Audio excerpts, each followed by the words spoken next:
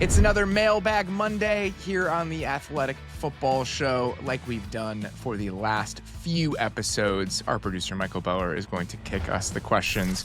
Derek, I think you've embraced the leaning into the mailbag, and I really appreciate that you have. This is something that, I've been doing these for as long as I can remember being in sports media. Obviously, my situation is colored a little bit differently because Bill Simmons used to be my boss. So I came from a very mailbag-heavy universe when it comes to my sports media upbringing, but I appreciated that we've brought them back with such fervor this offseason because I've really enjoyed doing them.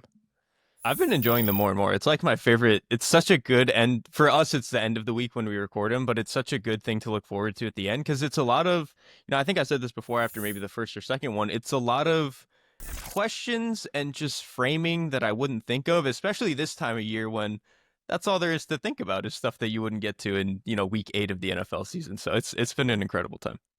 We have very good, very smart listeners, and I appreciate their insight on a lot of these things. And we had another good batch of questions. Beller, why don't you just kick it off? Let's get into it. Yeah, let's get into it, you guys. Stephen Lake has the first question for us. There's a lot of draft questions this time around, which makes a lot of sense, and Stephen gets us going there.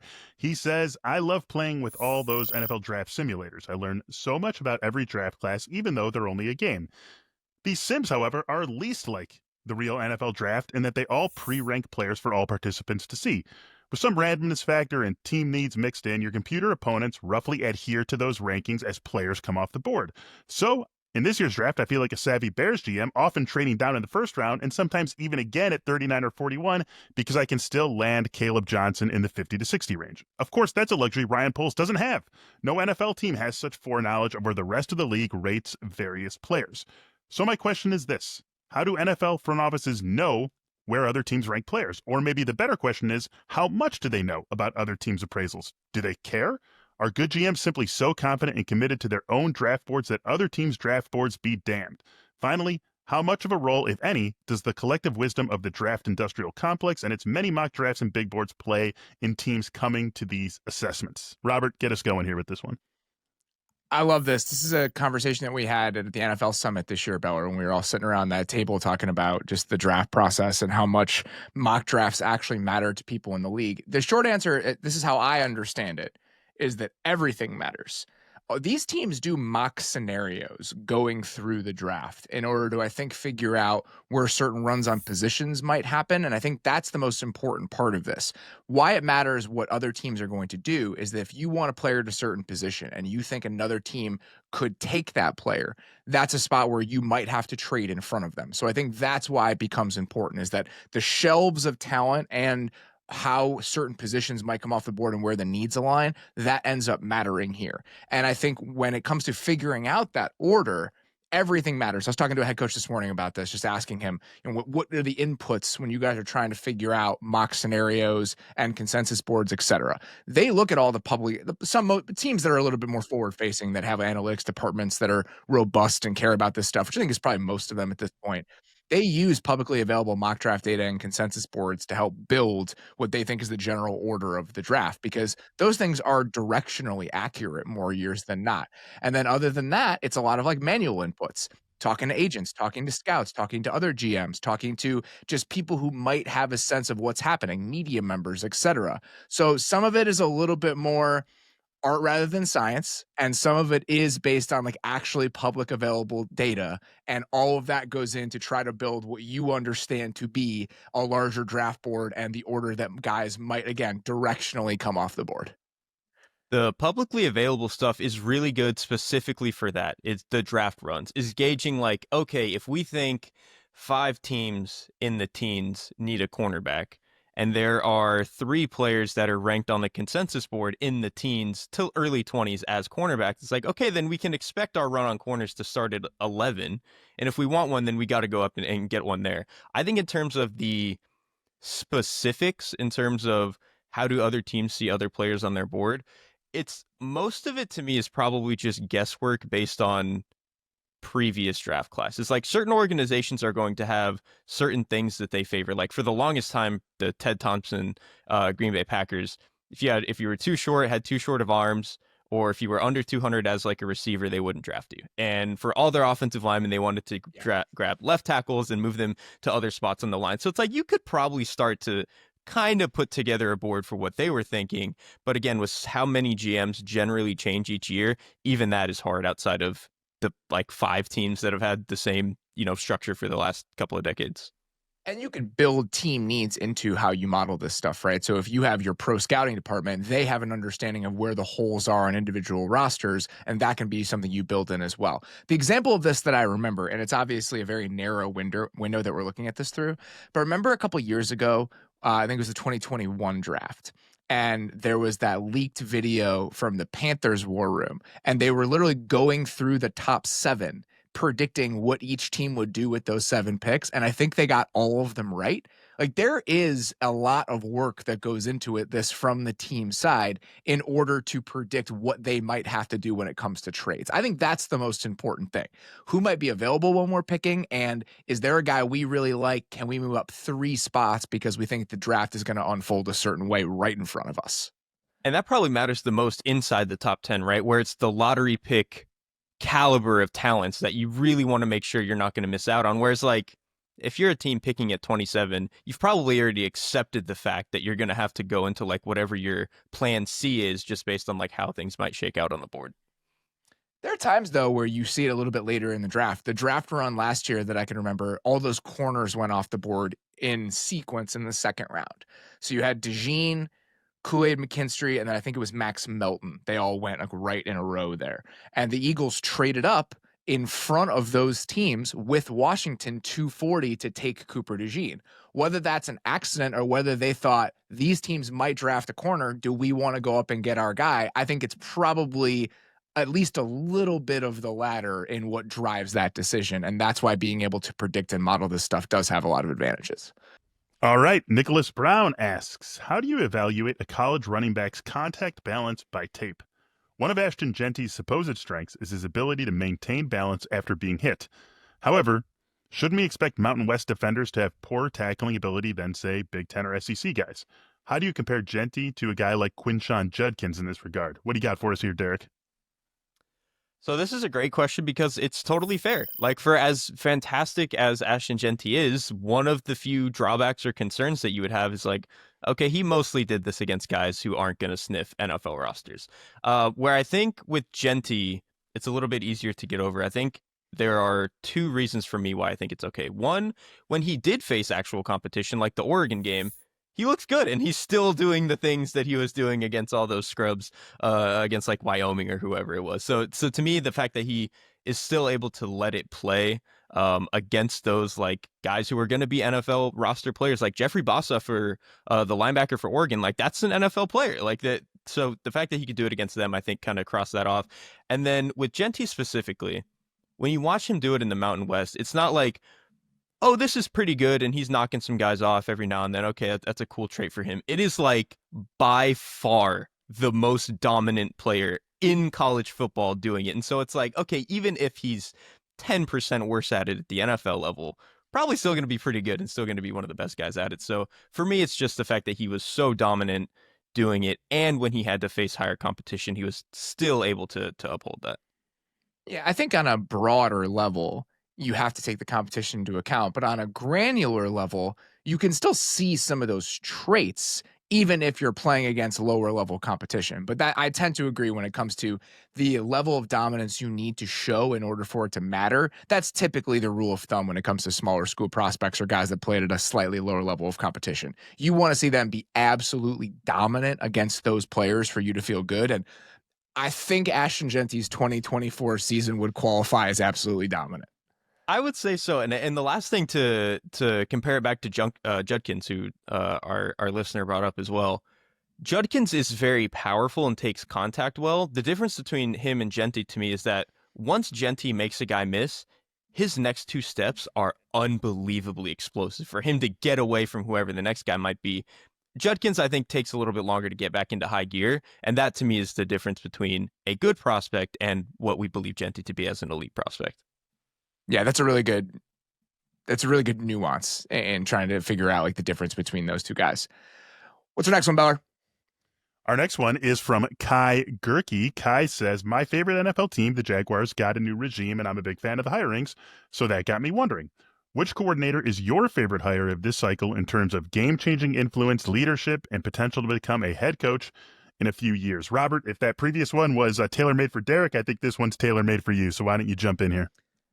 We've talked about a few of these guys in this cycle. Of the coordinators that were hired in this cycle that I would have my eye on the most, and I've said this is not news, it would probably be Nick Haley in Houston, just based on what I think that system has done for offenses around the league, but also just his makeup, his personality. I just feel like he has the goods of a guy who could be a head coach in the NFL at some point. And so I'm excited to see what he does down in Houston.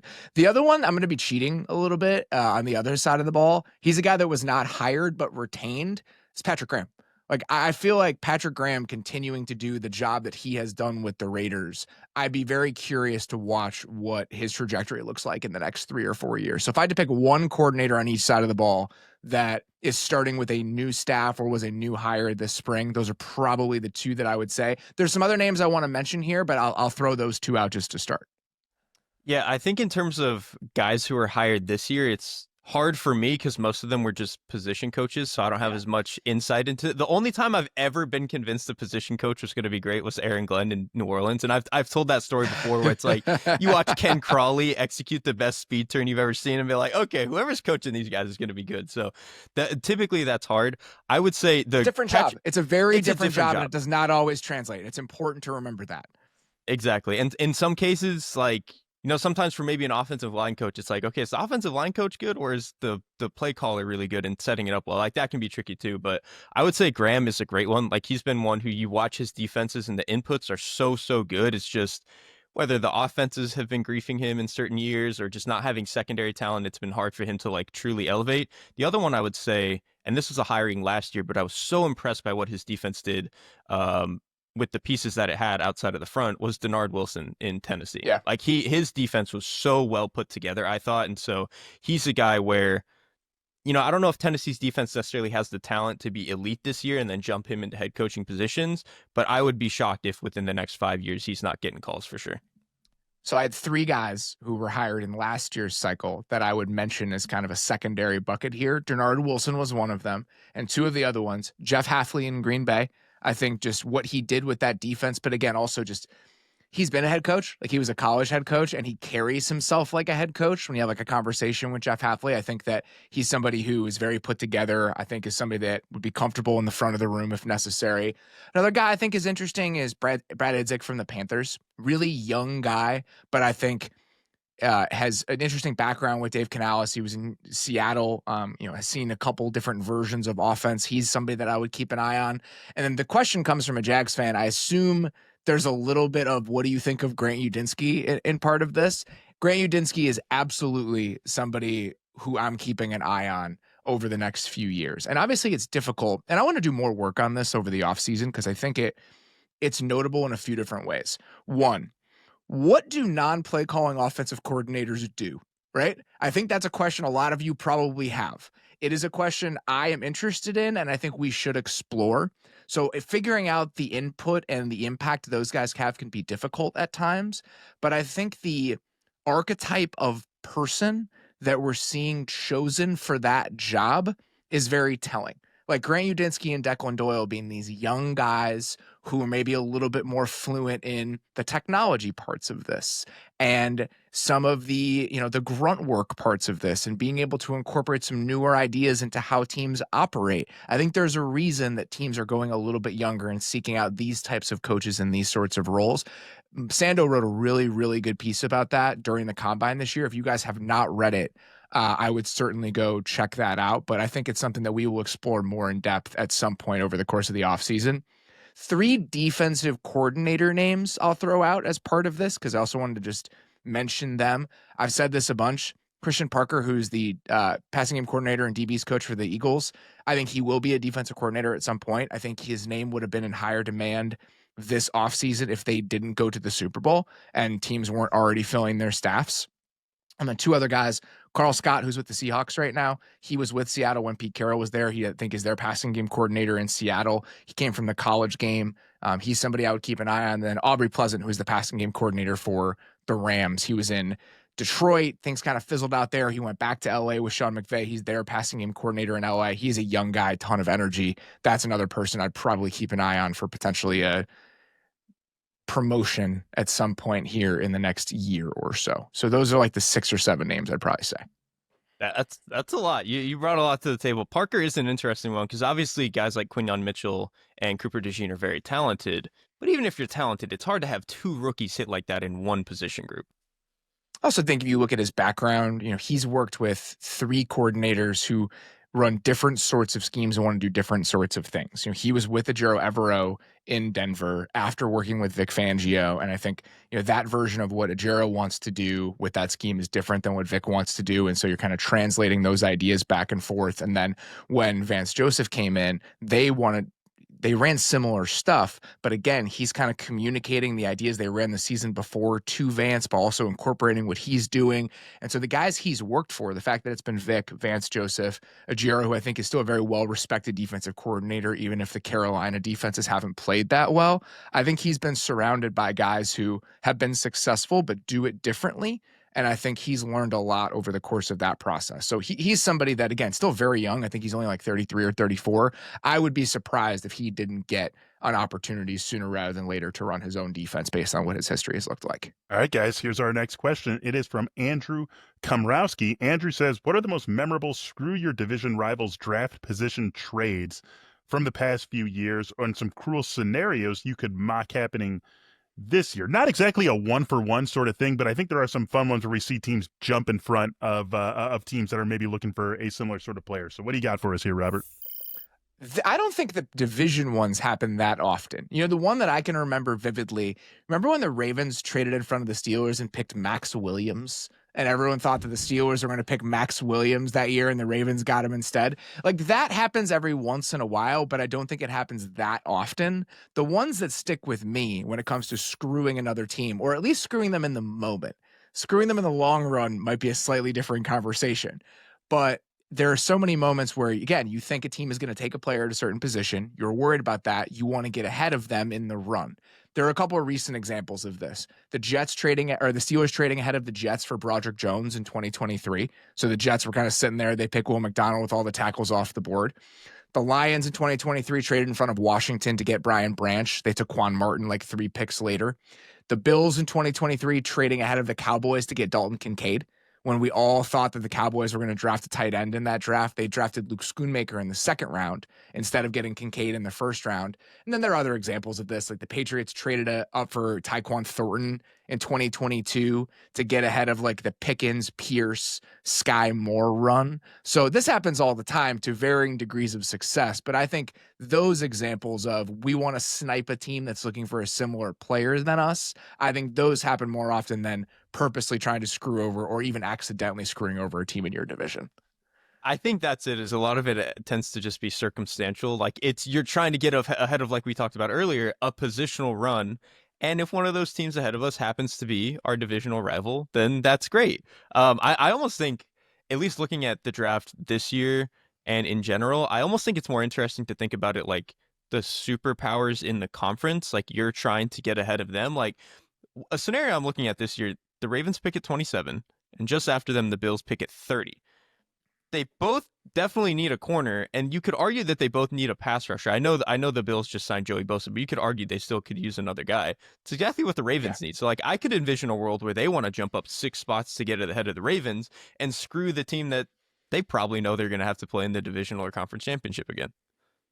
I mean, think about other teams in that range. Like the Packers need those exact things, and they're picking at 23. Yeah. So is there a chance that they feel like they have to get ahead of Green Bay if there's a guy that they like? So I think there are a lot of similarities and overlapping needs for teams picking in the bottom quarter of the 1st round. And will that create a little bit of urgency with some of those teams to move around in order to get the guy that they want? Okay, our next one is from Jeremy Betts. Jeremy wants to know, what is your guys' take on the Steelers' process in 2025 specifically at the quarterback position. Under Oh. Mike Tomlin, I feel the Steelers are unique in that their quarterback play hasn't determined their floor necessarily, but it has affected their ceiling. The list of QBs to start for Pittsburgh since Ben Roethlisberger isn't exactly a who's who of quality passers, but it's not like they haven't tried to find an answer. You can take that in a number of different directions. So now as we enter 2025, where again, the group of available quarterbacks from free agency to the draft lacks quality, especially where the Steelers are picking. Assuming Aaron Rodgers signs as a bridge for 2025, is it a viable plan for the Steelers to avoid reaching for a QB this year and stay competitive while they load up on draft compensation for 2026? They're projected for 4 comp picks for their losses this offseason, according to Over the Cap. It's a nice little bit of context there. For a chance to move up for a more dynamic QB prospect in front of the home crowd for the 2026 draft in Pittsburgh. Derek, why don't you take this one first? Given their circumstance with letting Russell Wilson go and letting Justin Fields go, and then looking at the rest of the crop of the free agents or potential trade guys and the draft class, knowing they're not going to get Cam Ward, Aaron Rodgers is probably was one of their best bets. Like, you could argue that, like, yeah, Geno would be a better quarterback this year, but also Geno would have taken draft compensation to go get. And then so maybe if that doesn't work out for you, then you're screwed the next year. And I also... No, I'm not allowing this to happen. No, we Which can't part? do this. We can't What? do the, it would have cost them more, so they shouldn't have done that. At a Well- certain point, you need a quarterback who's good. I'm fine. We can talk about the Geno thing. I think Aaron Rodgers is a fine path, but this idea of it would have cost a little more, so we shouldn't have done that. I'm not letting that slide. No. They should have done it. Anybody who could have gotten Geno should have done it. I'm just saying, like, I understand if they were already going to make the DK trade as well, why maybe they didn't want to give up like an entire draft class to go do that stuff. But I would have wanted to see Geno there. My stance is you trade that second for Geno instead of DK. Right? Instead of no way. then you could have, yeah.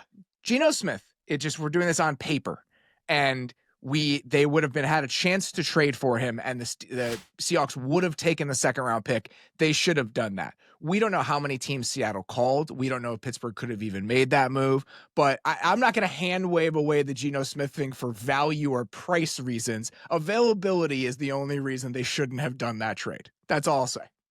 Yeah, I mean, that probably is true. Geno was absolutely their actual best option, but I don't know. With them trading for DK, I guess I just thought it was going to be off the board for them. But I think with the Steelers, why it's so interesting is, and why I think Geno might have been tough, even though they're obviously going to sign Rodgers, they've been kind of stuck in this cycle of getting all these guys recently who are just like 1 year stopgaps, and they're going to do it again. But like Geno Smith, you probably have 3-4 years out of, but he's not the future. And I think that's kind of like, I'm not going to feel that differently about the Steelers until they get the future. But that's why this class is complicated, is because you're not going to find that in this class. And I don't blame them for passing on it in this class. Next year, I guess they can try again. I might feel differently about the Steelers if they had an actually good quarterback. That's enough for me, and I think Geno fills that, even if it's a short-term solution. When is the last time the Steelers got better than 22nd best quarterback in the NFL play at the position? Like 2020. Like the second to last Ben Roethlisberger years, like 5 years ago.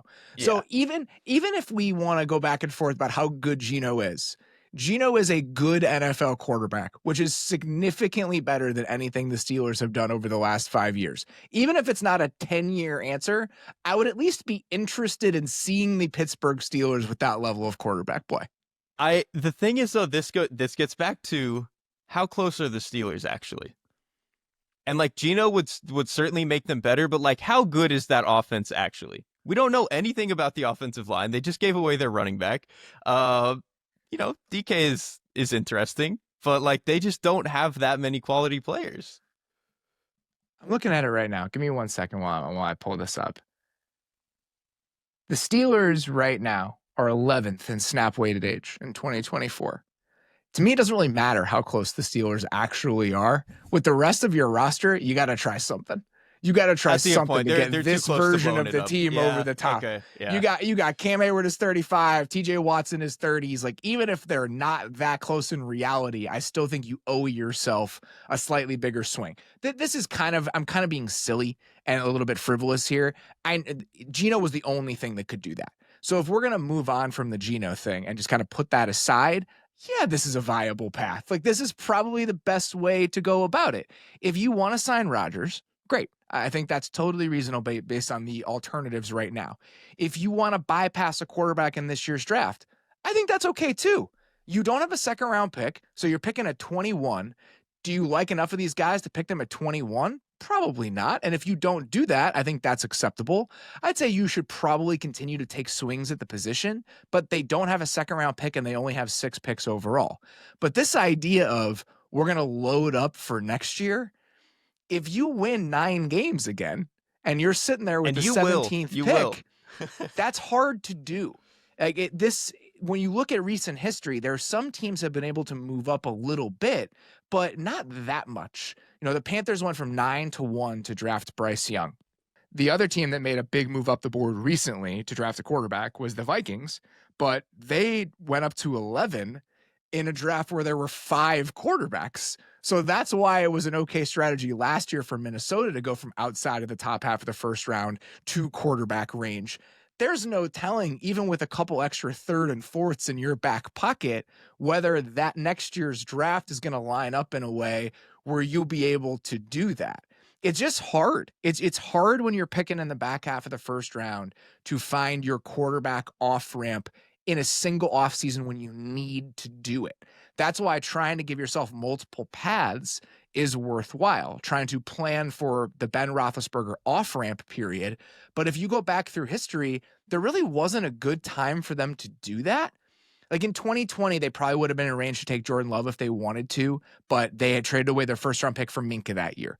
All the quarterbacks in 2021 were gone by the time they drafted in the first round. And then in 2022, when they're in a spot where they need to do it, that's when they drafted Kenny Pickett, and now we're back in this situation. I feel like last year they could have done it if they really wanted to. Sure. Like I think that was probably the crime more than anything, is not whatever they're doing this offseason.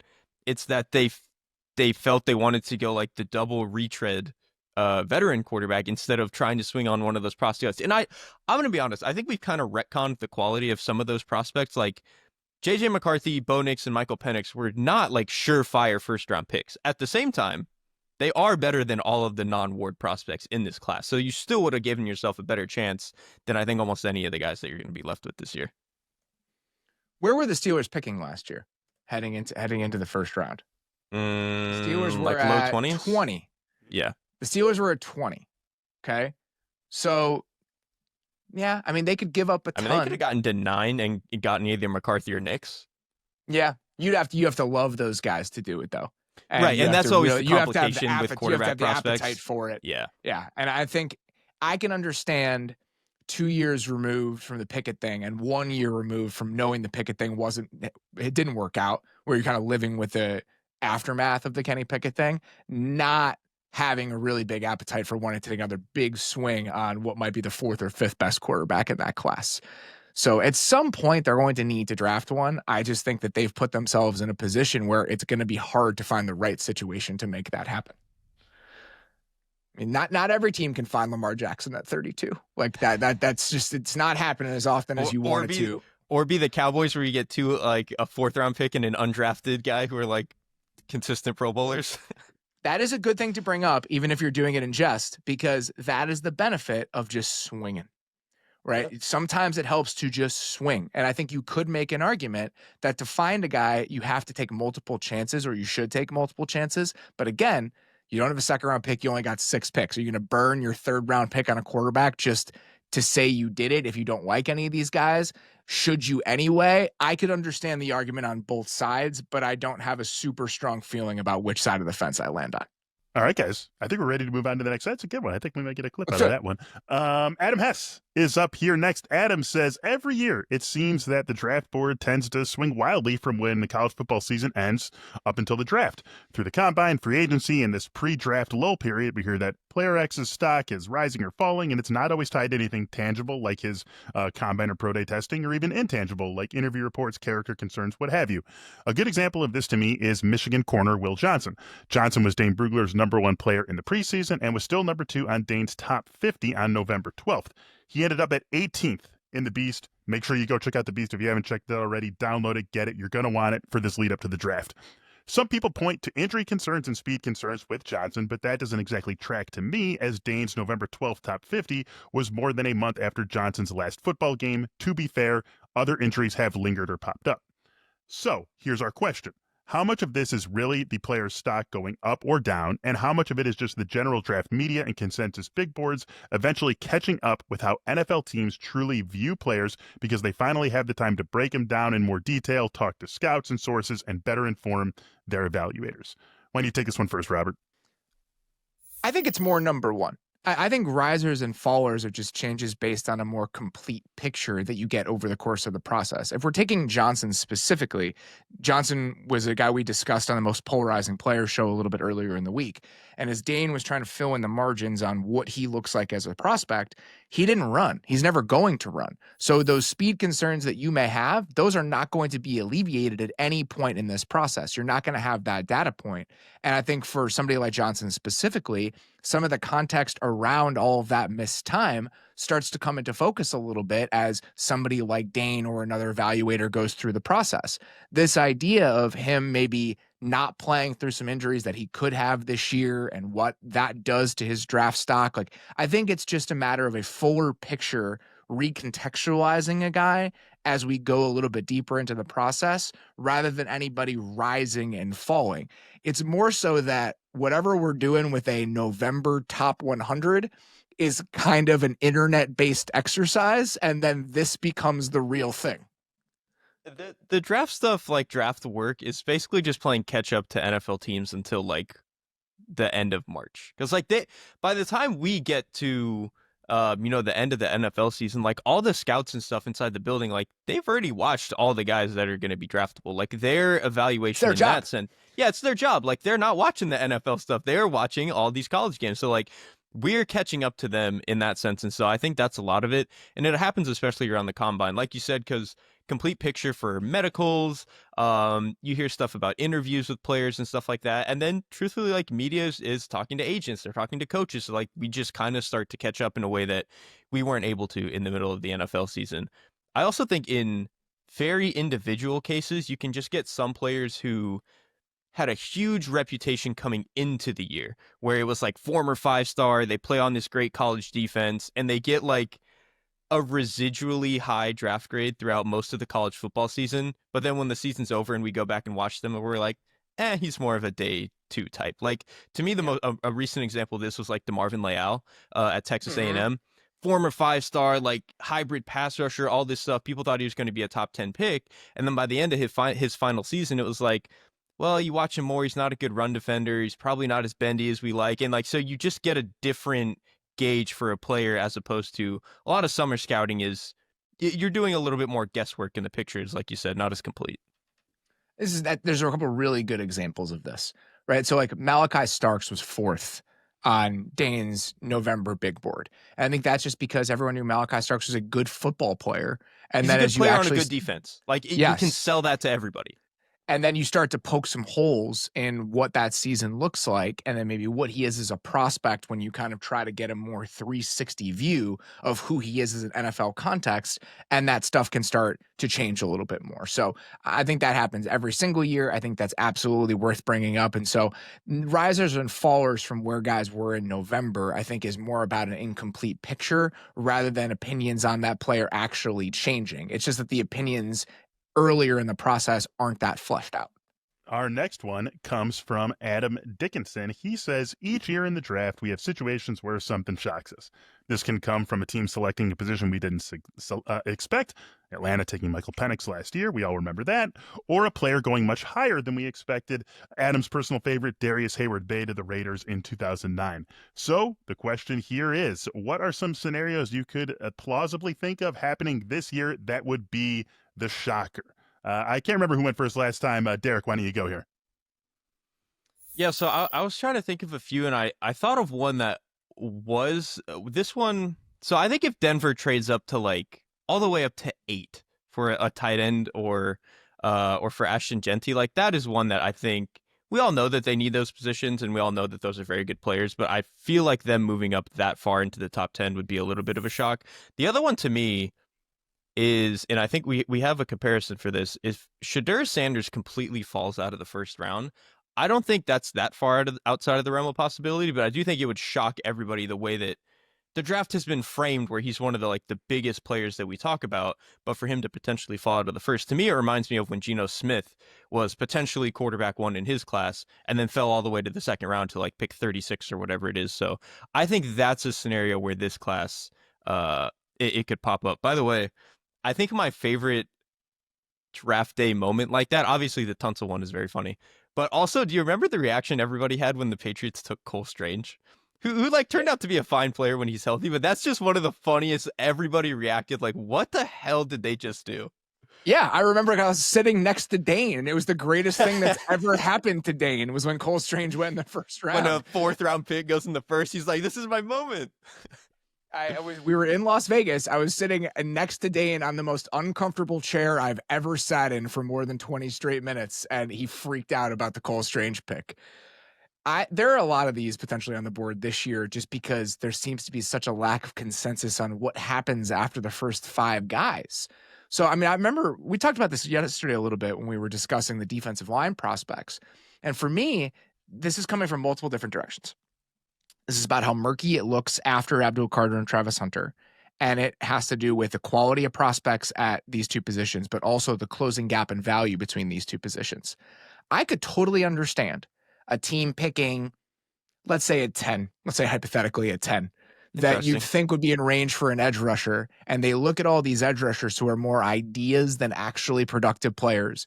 And they look at somebody like a Derek Harmon or a Walter Nolan, who was more productive at his position relatively to the edge rushers, and say, I'm taking this guy.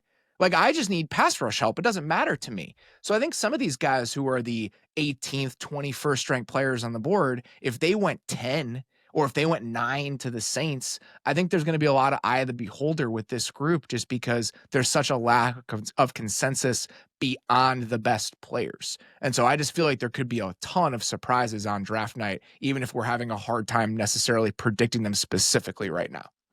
The defensive tackle versus edge thing is interesting because I think we've all framed it as a great edge class, and it's also a good defensive tackle class, but I think we've thought of it largely as after Mason Graham, there's going to be a big drop in the first round in terms of where these guys go.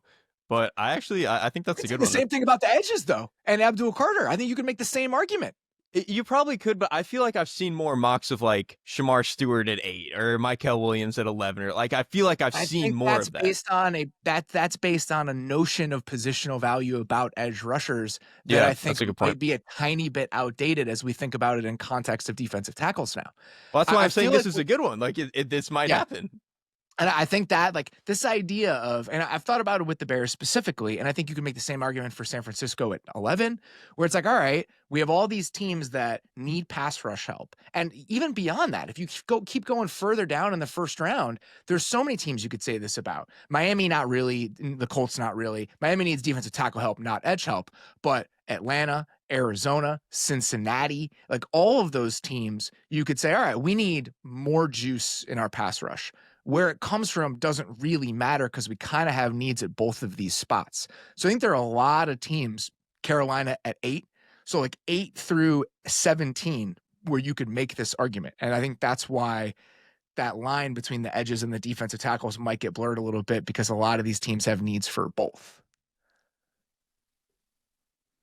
I'm looking at some of the other ones here that are some plausible surprises that I had written down. The Jets or Saints taking a quarterback, I think would be a little bit of a surprise, but would anybody be shocked? Maybe the Jets just love Shedeur Sanders and we don't know. I've come to, I don't think the Saints taking a quarterback would shock me that much, but the Jets would be, because it seemed like a big selling point for Fields was that he was going to be the guy, which You're probably right about that. Teams are going to tell you no matter what, but that one would surprise me a little bit. That's probably right. The Saints is more plausible, but if the Saints drafted a quarterback at 9, I don't think it would shock anybody. The Rams taking a quarterback at the end of the first round would be one of those moments, but I don't think it'd be overly surprising, right? Based on the year-to-year situation we have with Matthew Stafford here. My favorite one is a potential Travis Hunter trade. Let's say in this hypothetical, and I don't think this is going to happen just based on how things have kind of unfolded over the last few weeks, but let's just play this out. Let's say the Giants draft Shedeur Sanders at 3. And now the Patriots are sitting there with Travis Hunter on the board at 4. The Patriots need a tackle. They need one. And if you think that Travis Hunter is a corner and you already have Christian Gonzalez and you just paid Carlton Davis and you think, yeah, he's a great player, but I just don't think he fits with what we're trying to build here. There is a team that would be willing to do this. Could this be a situation similar to the one we saw with Arizona in the 2023 draft, where they trade out of the Will Anderson pick and then come back up for Paris Johnson? So do the Patriots try to talk to a team that really wants Travis Hunter that's picking somewhere just outside of the top 10? They do that, and then they're on the phone with the Jags or the Raiders or whoever at 5 and 6 being like, can I please come back up and get my tackle now? That would, to me, would be the most fun scenario that I don't think is like totally unhinged from reality. I think looking at teams just outside the top 10, I think Jerry Jones is potentially dying to make Travis Hunter a Dallas Cowboy. Right? That one I think is fun. And I think that's the one where it's like, yeah, do you need to stretch your imagination a tiny bit? Sure. But we have a recent example of this that I just loved it. I love Monty Ossenford just like working the phones, like, you know, Gordon Gekko, like just like making deals in back rooms. I very much enjoyed that. So if we can get something similar to that this year, I think I'd have a great time. And something crazy doesn't happen every year, but like, was it on anyone's radar that Houston was going to draft CJ Stroud and Will Anderson and trade up for one of those guys? No, because it's crazy. Like, why would you go? Like, nobody ever picks 2 times in the top 3. And so, like, it doesn't happen every year, but something crazy could happen. Absolutely. I really hope it does, because we're going to be live for 4 hours on that Thursday, and I need stuff to talk about. You were going to be live for like 6 to 6.5 hours on that Thursday. Get serious. It is going to be comfortably more. Appreciate it's that. It's going to be even more on Friday. And yeah, don't forget about Friday either.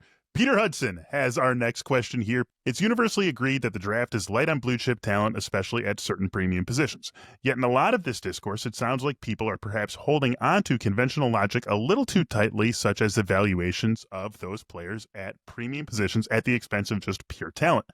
So in the face of a dearth of blue chip talent, wouldn't this be the draft to challenge the conventional logic, not overthink things, and just add the most talented player? Stephen Hagland had a similar question for us that was specifically related to the tight end position, looking back at Brock Bowers and the 2 guys we expect to go in the first round this year. But it's a fun question. What do you got here, Robert?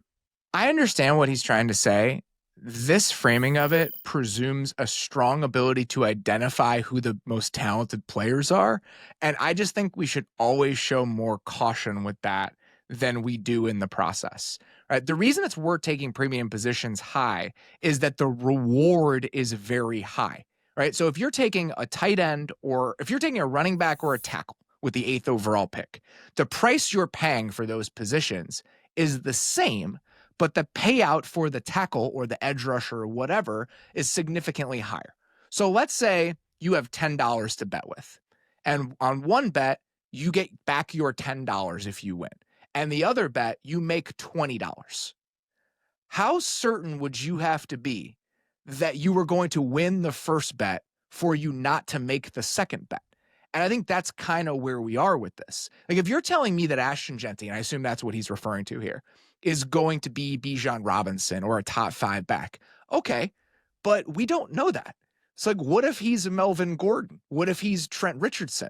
The downside for missing on that pick is just as high if you do miss it, and the upside just isn't there. So that, to me, is why it's dicey to draft non-premium positions at this spot, because if you miss, you lose the same amount, and if you hit, you don't gain the same amount.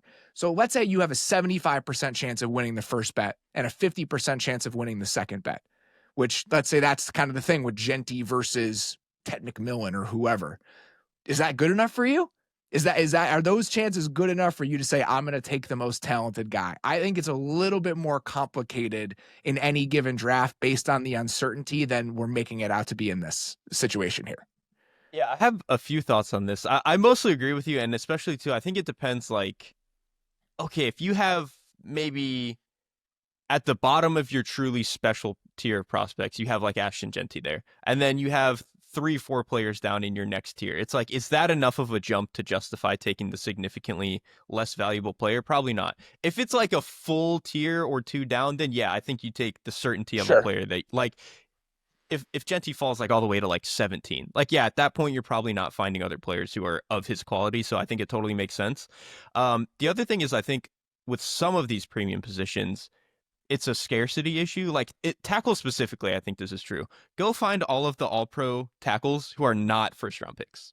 They don't exist. Like, you kind of have to take those guys that high. That's right. And so that's certainly part of it.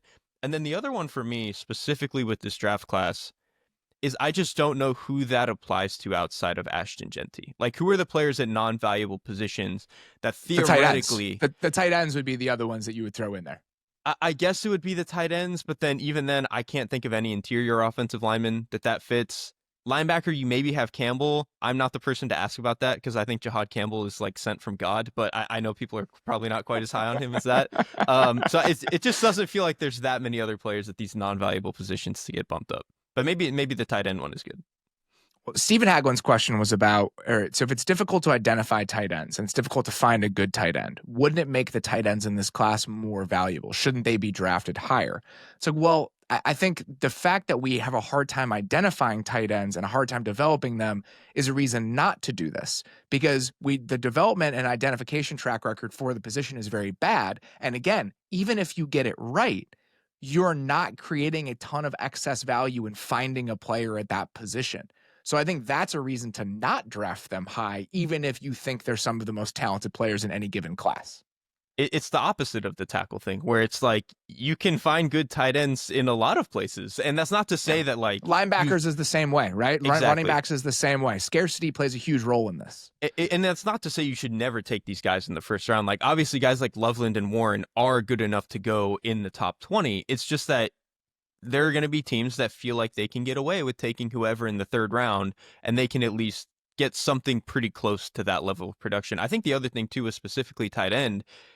This is probably slightly less true now. I think we've seen a lot of young players be very good out of the gate, but it's typically a position that has a runway to being like a Pro Bowl level player. Whereas like sometimes you can just have a rookie receiver who's a Pro Bowler like out of the gate. Whereas like some other positions that's just harder, especially at tight end.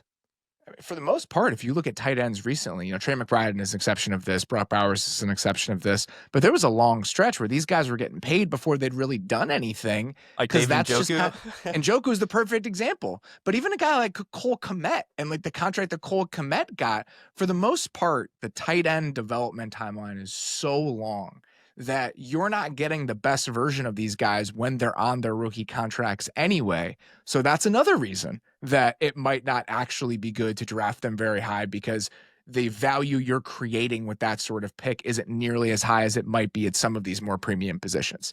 And it's really hard to identify the good tight ends. We just don't have a good sense for who they're going to be. And so that level of uncertainty attached to a very high draft pick, I think, is just kind of a dicey proposition. Brock Bowers is great, but the recent history of first-round tight ends is not great. It's actually very bad. The Brock Bowers thing is made more impressive by the fact that nobody else does that as a rookie tight end. That's why it's so cool. Or even a first-round tight end. But just think back to the recent history of first-round tight ends. Like it's just not that great. Dalton Kincaid, Eric Ebron, Evan Ingram, both of those guys had good productive seasons, but they had them for the teams that didn't draft them. Ingram, I don't even. You know, some players where like you kind of lose. Yep. Oh yeah. Well, at least Kyle Pitts, his rookie year, actually did look like what you thought he was going to be. That was just a whole other stuff. Ingram is one of those players where, you know how sometimes you get deep enough into a player's career that you kind of just forget about what they were as prospects. I do not imagine Ingram as a first round pick. To me, he's just like a third, fourth round pick that kind of worked out. Like I don't know why I like retconned him like that in my brain, but maybe it's just the style of player. The fact that you did, I think, is very indicative of how we should think about tight ends in the draft process, because there are just as many who have that path as there are who have the Brock Bowers path. Way more. What's the next one, Bauer?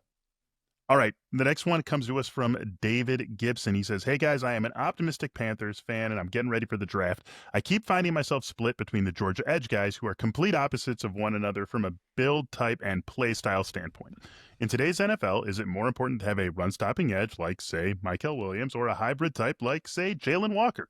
At this point, the Panthers will take any type of pass rush juice they can get, but which edge rusher type build gives you the best bang for your buck when drafting inside the top 10? Robert, why don't you take this one first? No, I want Derek to take this one first because I did the defensive lineman earlier this week, and I'm very curious how he sees this. I think it's so obviously Mykel Williams. For here's the thing. If you're drafting a guy in the top 10, he should probably look like the prototype for the position. And Mykel Williams absolutely does. He's 6'5", 260, has an 86th percentile wingspan. And then you watch the film, and he's already an incredible run defender. He's more than strong enough for to be able to hold up on the edge. And at minimum, to me, I think you're going to get like a pretty good pocket pusher. So could you sell yourself that the speed of a guy like Jalen Walker is technically a higher ceiling? Sure. But I just think that Mykel Williams' floor is so much higher, and he looks like the prototype for the position. With Walker, if you go on Mock Draftable and like put him specifically as an edge player, so he measured in at 6'1", 241, by the way, which 241 is probably heavier than he actually played at because he probably wanted to look big. He's second percentile in height among edge players and sixth percentile in weight. I can't draft that in the top 10 as a pass rusher unless I'm like Brian Flores, where you run a very specific style of defense that I could see myself making that work. Whereas like Mykel Williams, dude, you could drop him on all 32 teams and that's a value. And so to me, it's just for floor, ceiling, certainty, all of it. I would much rather prefer a player like Mykel Williams. I would as well. And for me, I think it's the floor part of it. But that's why I think I could understand the Jalen Walker argument, is that he might have a higher ceiling than a guy like Mykel Williams, but I also think the floor is significantly lower.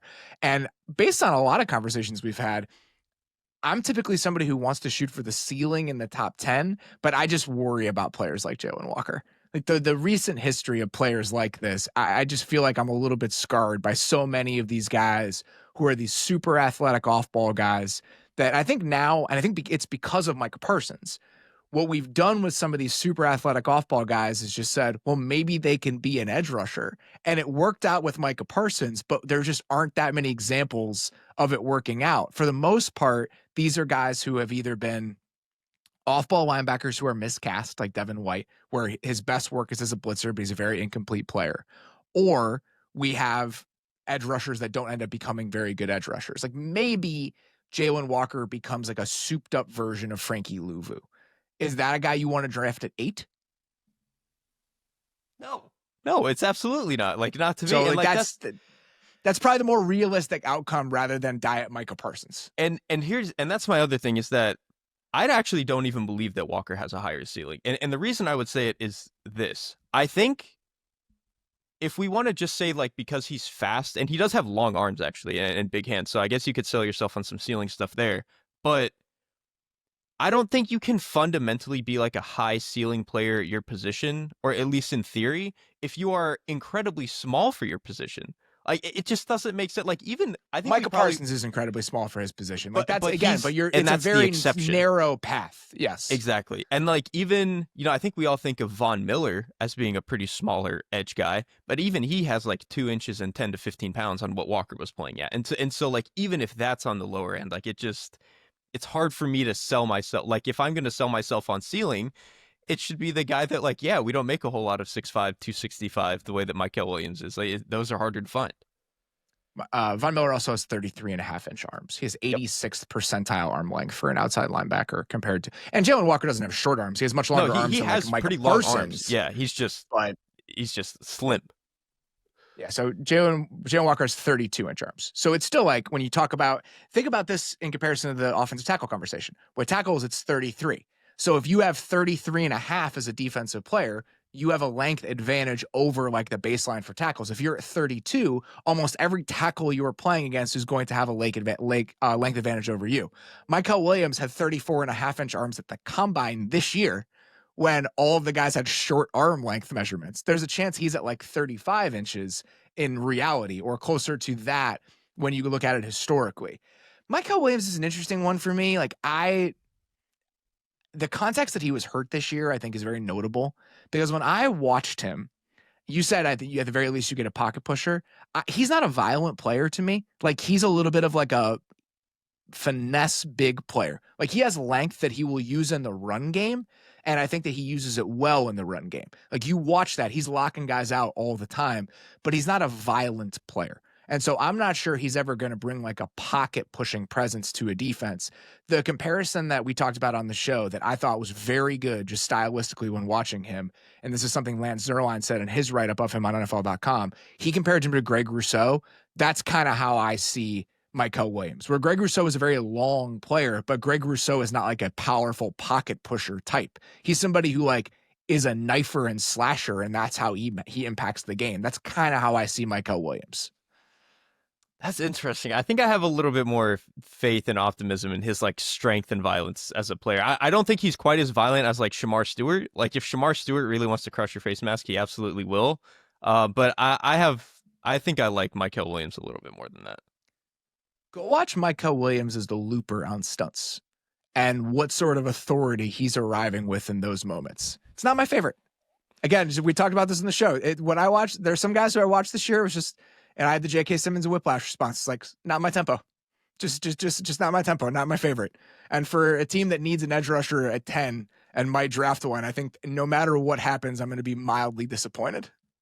Really? You don't like any of them in that range? No. Really? I like the defensive tackles better. I like the defensive tackles in this group better. That's fair. I really like Derek Harmon. He's incredible, but he's my favorite. Purely on film as far as the edge guys go, and I know that there are some off-field stuff with him, I think Mike Green is like an easy top 5 pick. But so Mike Green is the guy I did not watch as closely as the other ones. So Mike Green is somebody that when I go back and study him, that will be potentially a different conversation. The problem is, look at Dennis Allen's history and the types of players he's going to be off the board. Mike Green's not checking the boxes, but Michael Williams and Shamar Stewart are. Yeah, I think for as much as I like Mike Green, the 250 like short-ish arms guy is not going to be for Dennis Allen.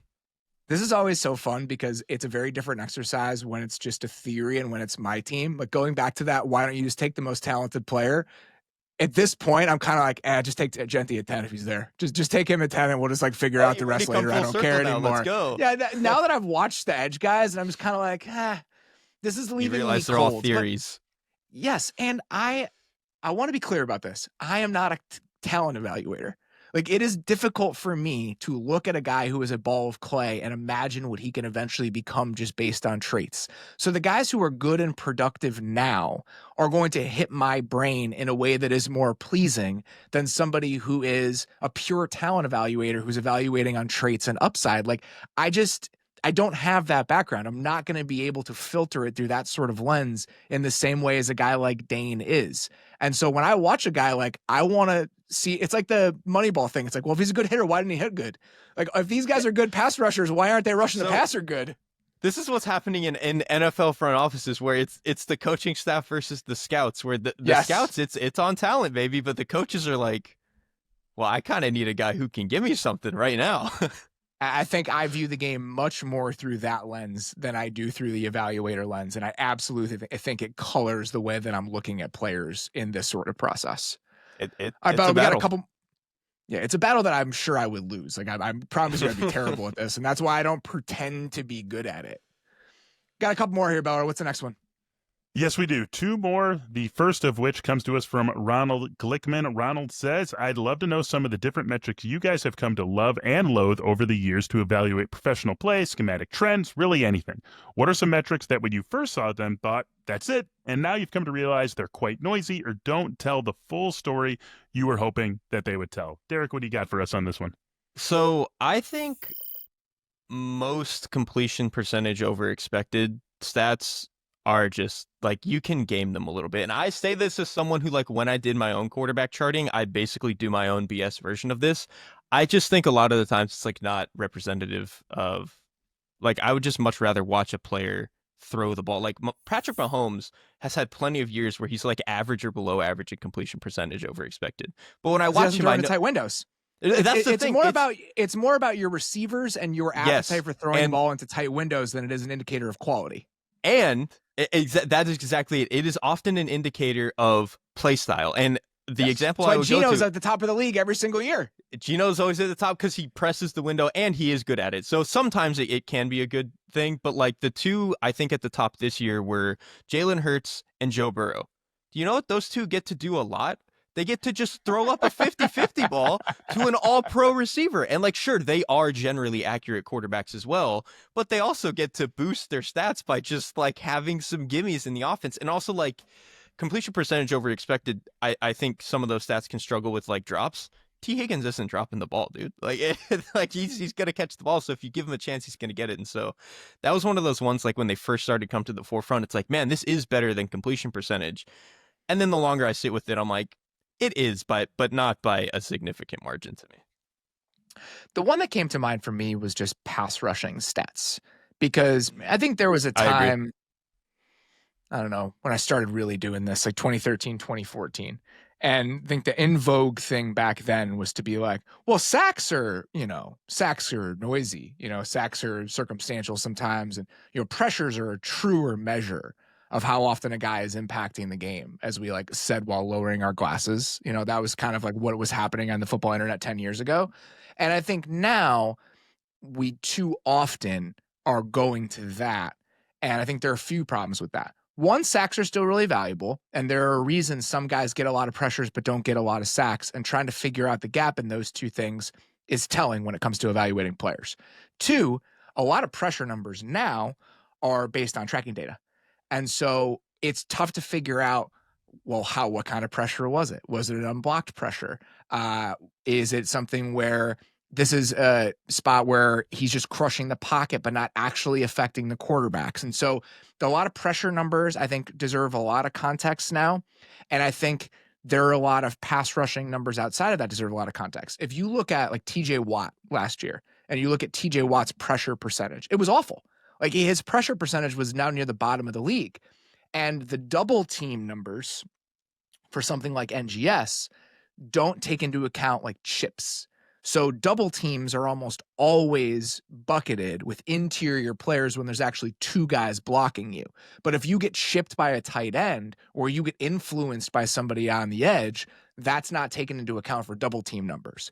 So if I was just looking at double team numbers and pressure rate, and I looked at TJ Watt from last year, I would have been like, oh, TJ Watt was terrible last year. Like he's like the 38th best edge rusher. But then you go actually watch the game and he's getting chipped almost every single play, or he's being accounted for all the time, but it's not getting tracked as a double team.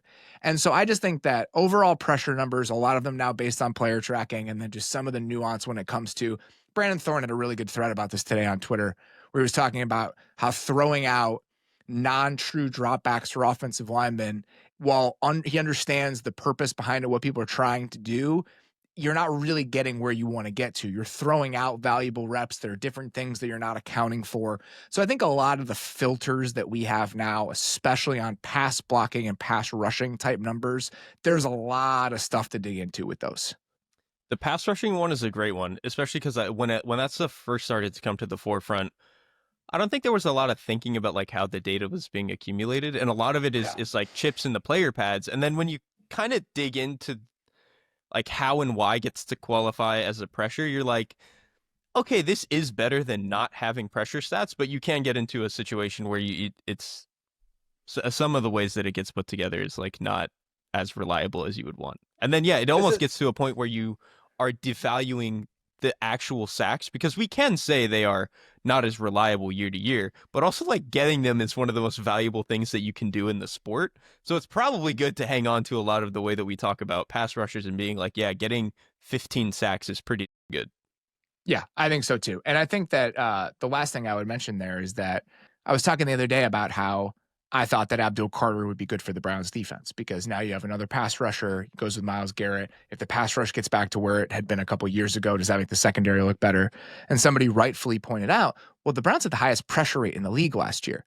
Well, if Myles Garrett is getting a pressure on all of these different plays, but no one else is doing anything as a pass rush, you're pressuring the quarterback, quote unquote, but he's not bothered by three of the other guys. Like an entire side of the pocket is unaffected.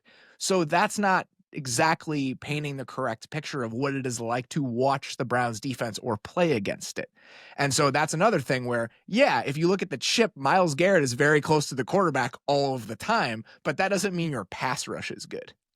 That I would actually, now maybe I'll do this as like a summer project, but it would be fun to look at a team's pass rush like pressure rate if you remove their best player on plays where he didn't get pressures. So like if you take out all of Myles Garrett's pressures, what is the Cleveland Browns pressure rate actually? Like something like it's that, I pretty think would be kind of brutal. fun. I'm If sure you it's look at it, bad. like no one I know. else on If the you team look had at like the more than individuals, it's 35 not pressures.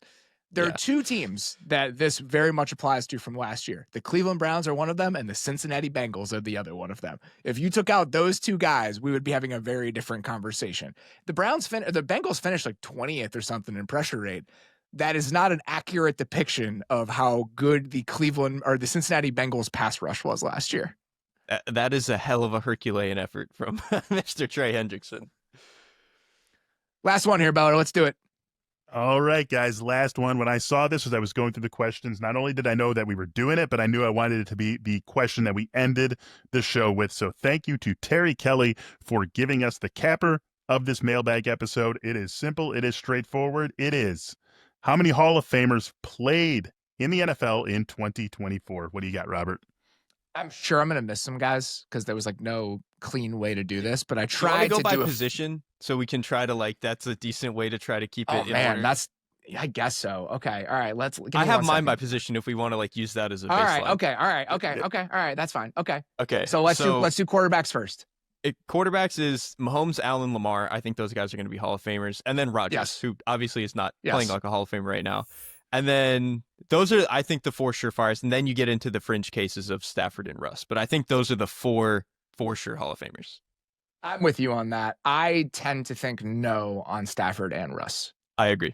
Yep. Personally. And I'm not going to sit here and make the case for either I of them. think that people are going to call me a hypocrite because I think that Philip Rivers deserves to be in the Hall of Fame. I don't think Matthew Stafford does. I think Matthew Stafford has a lot of good volume stats. I think that the efficiency numbers for Philip Rivers in the era that he played in, that is different to me than it was for Matthew Stafford. Matthew Stafford had some really good years where he's throwing for like 5,000 yards. But if you look at the overall quality of those seasons, I don't think that they stack up to a guy like Rivers personally. So I do not think that Matthew Stafford gets there. I think Matthew Stafford is a Hall of very good sort of player. Yeah, Matthew Stafford is the Hall of Fame for film watching, but not necessarily like actual Hall of Fame. And then running backs, it's probably just Derrick Henry, right? I think it's just Derrick Henry. I feel like CMC, there's a path just too banged maybe, up. But I think just the overall production is just going to be difficult to get there.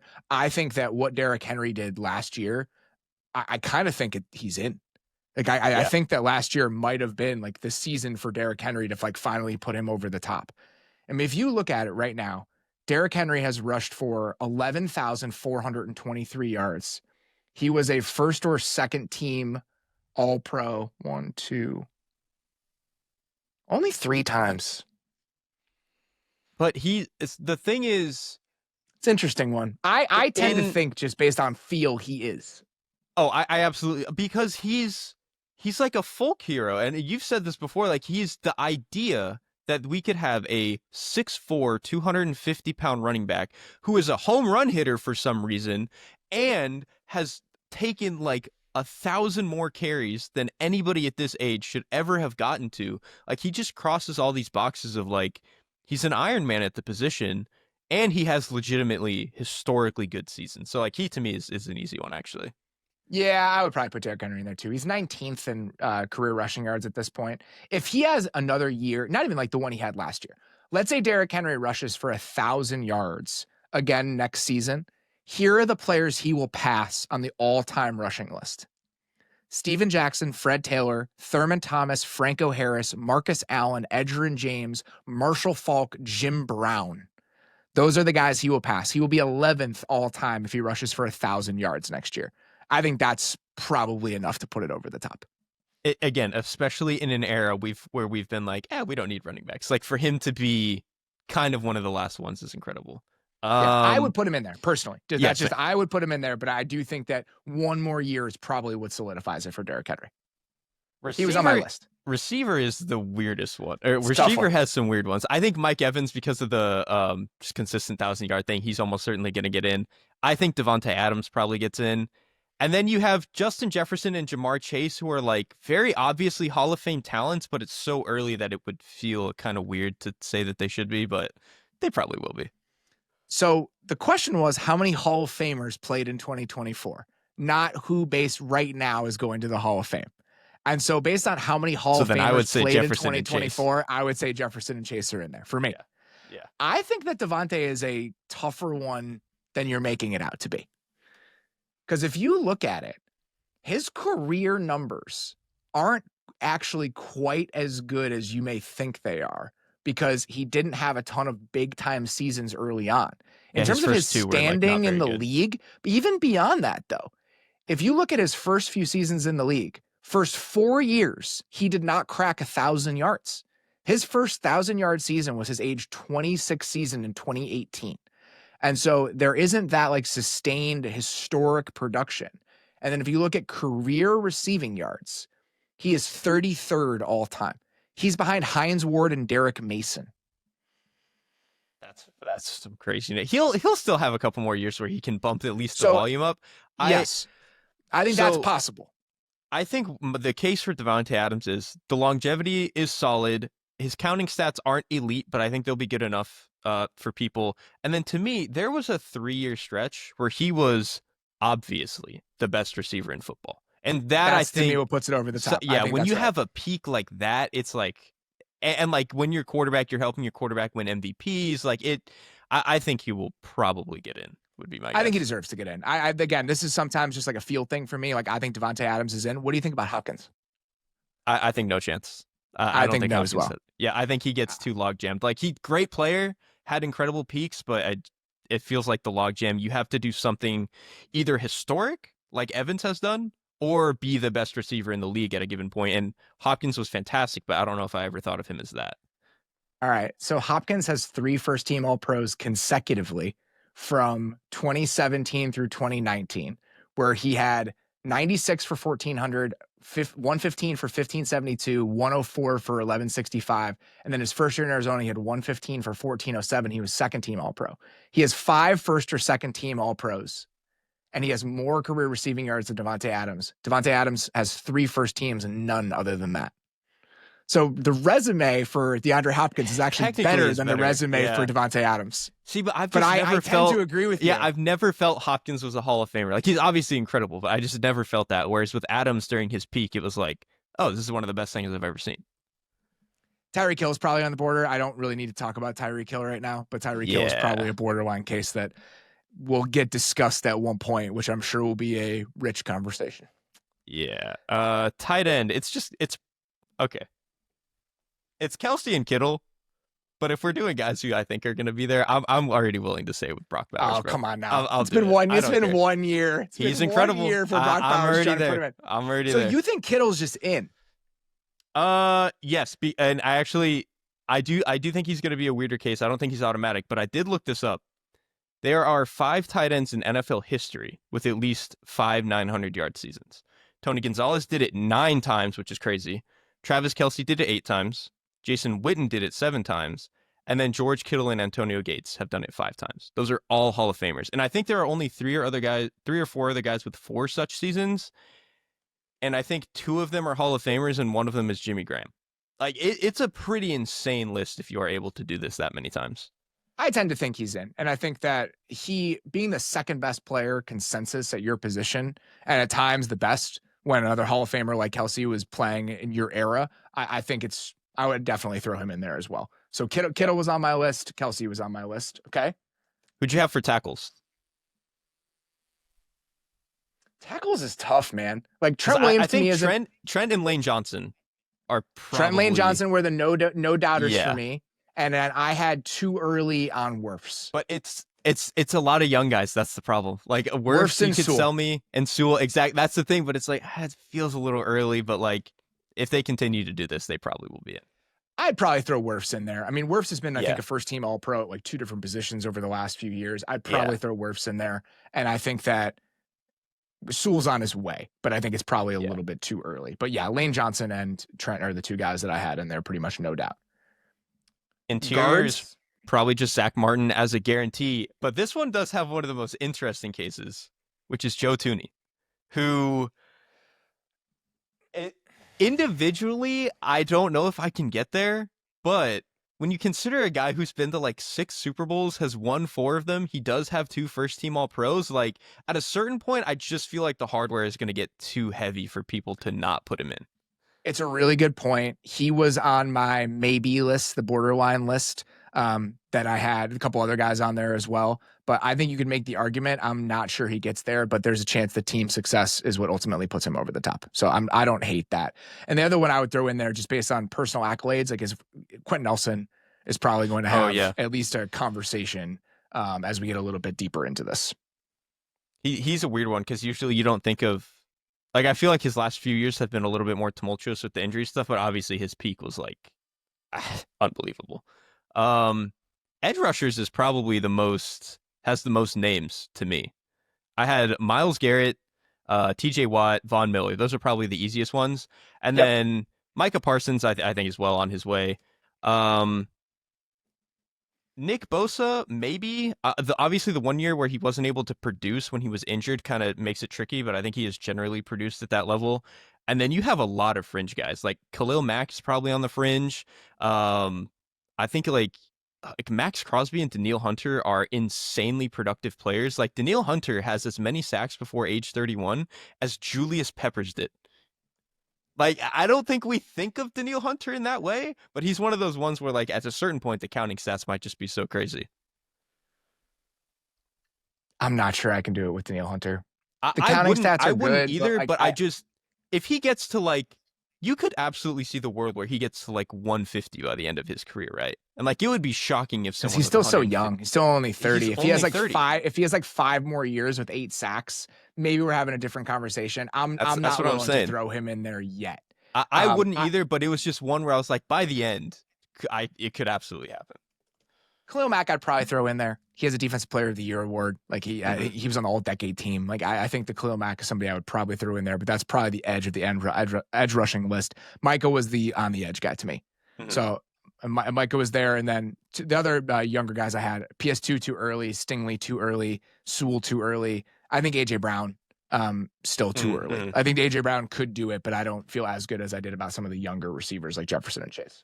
Yeah, I probably agree with that. What about interior defensive players? Chris Jones, probably, especially being part of the Chiefs, obviously. Cameron Hayward, I think, will get it. And it might Hayward and Jordan are both interesting. Here's the reason I think one will get in and the other won't. Because Hayward played for the Steelers, where it's just like, this is a fun, like, this is the core of the NFL, and he was all about what the Steelers are about. I think he'll get in, whereas I think Jordan, playing for a franchise that is a little bit less connected to the history of the league in a sense, maybe won't get in. If you look at Cam Jordan was on the All-Decade team. He only has 3 first or second team All-Pros, but he does have 121 career sacks. I think both of them eventually probably get in when you look at the totality of their resumes. That might be. I had them Jordan literally on the take same more time, but he could get in. Yeah. Linebackers, I had Bobby Wagner and Fred Warner. Yeah, that's it. I think those are the only ones that even have a case, honestly. Like Roquan Smith's peaks are great, but I don't think he's ever been consistent enough to be in that range, and I don't think any other backer really is. What about cornerbacks? You mentioned PS2, who, like, purely from a talent perspective, I think, like, if he does this for another 6 years, I think he'll get in. Ramsey is interesting, but I think he's had too many lows to maybe qualify. I think a fascinating one in terms of, like, hardware and accomplishments is Stephon Gilmore. Over 30 picks for his career, defensive player of the year award. He's played really well for a number of different teams. Like, I don't know if I would put him in, but I could see a world where, because there haven't been that many star cornerbacks in this particular era, that him having the defensive player of the year award might actually get him in. I can't do it with him. I think he's on the edge, but I can't get there. And I'll probably say the same about Ramsey. The other one that I had that I think is on the board that's worth at least mentioning is Tyron Smith. I don't think he gets in, but I think he's at least worth throwing out as a name in an exercise like this. Yeah. I don't think I had a single safety. Do you have a single safety? Kyle Hamilton. I would not be shocked. Like, it's probably too early in, like, the Micah Parsons tier or the Penei Sewell tier, where it's like technically Hall of Fame peak, but I don't know if he's, we'll see how it goes. But I just think he is so smart and so rare in the way that he moves that, again, if he does this for another 5-6 years, when you're a safety and people are saying maybe I should bet on this as defensive player of the year, pretty special player. So probably is rich, but I just love him. So that overall is like 25 guys that we just mentioned, which I think feels right. It's like no more than 2 guys at each position. Enough and, to make essentially like one a starting 11 on each side, basically. Yeah, that's right. basically what you get. You start 11 on both sides. I think that's totally fair. All right.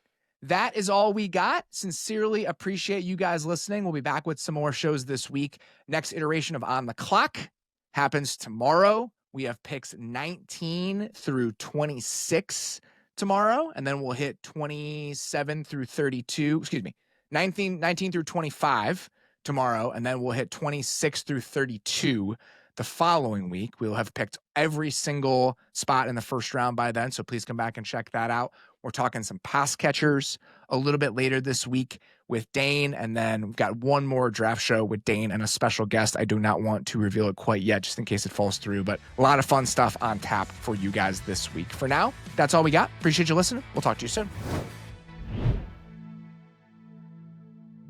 Thanks for watching the Athletic Football Show. Subscribe to the channel to keep up with us. Like and comment on this video, and we'll see you next time.